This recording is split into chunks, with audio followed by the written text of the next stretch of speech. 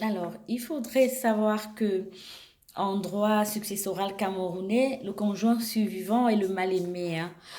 Mal-aimé, je m'explique parce que en fait, dans l'ordre de succession, il n'apparaît qu'en quatrième position. C'est-à-dire que les premiers sont les descendants, à savoir les enfants et petits-fils.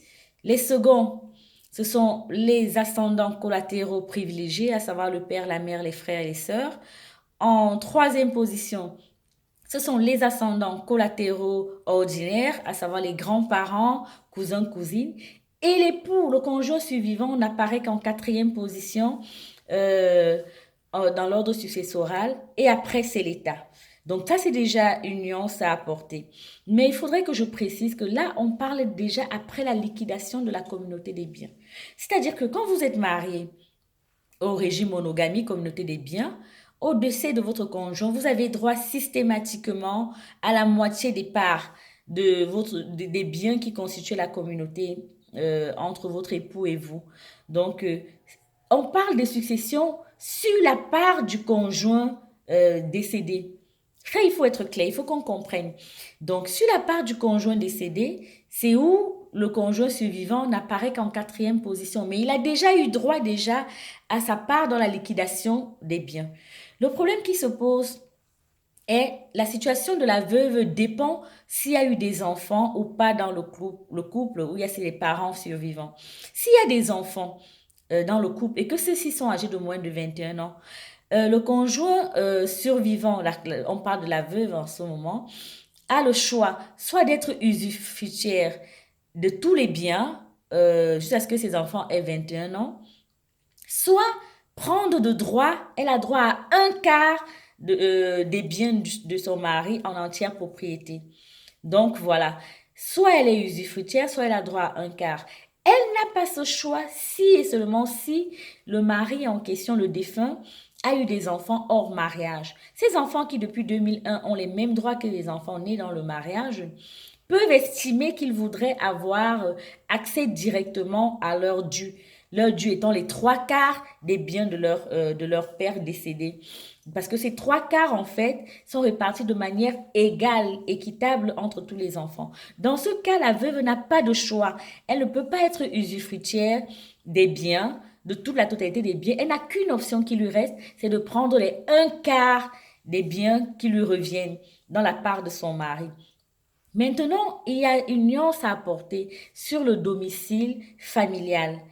La veuve a le droit, en fait, de vivre dans le domicile, le logement familial. Elle a un droit d'usage et d'habitation, en fait. Donc, ce droit d'usage et d'habitation, pendant un an, déjà, il est gratuit. Et pour le reste, jusqu'à sa mort, elle jouit de ce droit d'usage et habitation qui peut être compensé sur la totalité des biens, en fait, sur les un quart. Mais on ne peut pas l'expulser du domicile familial. C'est un privilège matrimonial. Sauf que ceci n'est pas respecté généralement parce que vous vous rendez compte que si une épouse a droit à 50% de la valeur d'une maison, et que les autres enfants, généralement, c'est ceux qui sont ici hors du mariage, qui n'ont pas été conçus au sein du couple, estiment que les un quart auxquels vous avez droit ne représentent rien face à la valeur de la maison que vous occupez. Ils veulent vous expulser en estimant qu'ils peuvent gagner un peu plus sur la valeur de cette maison et vous donner plutôt en termes d'argent ou de rente quelque chose tous les mois. Sauf que c'est contre la loi en fait. Non, il faudrait savoir que l'épouse jouit en fait d'un droit d'usage et d'habitation du domicile familial. Donc, c'est des abus qui sont faits. Moi, mon conseil aux jeunes épouses, hein, parce que là, on est dans le monde des bisounours, quand on signe les actes de mariage, on est content et tout. Sauf que nous, notre rôle en tant qu'avocat, c'est d'anticiper.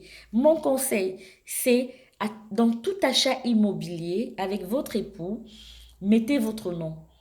Conjointement, oui, bien commun et tout, oui, on est d'accord. Surtout le domicile conjugal, il met son nom sur le titre foncier, vous mettez le vôtre.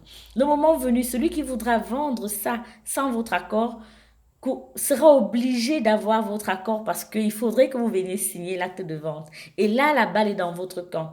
Protégez-vous, mettez vos noms dans tous les biens que vous estimez communs et au moins, on ne pourra pas se débarrasser de vous de manière brutale. On aura toujours besoin de votre consentement. Au moins, vous signez n'importe quel acte de vente ou de location ou de quoi que ce soit. C'est mon conseil et je pense que ça ne souffre de rien. Si le mari vous fait confiance, il estime que vous êtes ensemble pour l'éternité, voilà, que tous vos achats portent vos deux noms, surtout en matière de biens immobiliers et du domicile familial.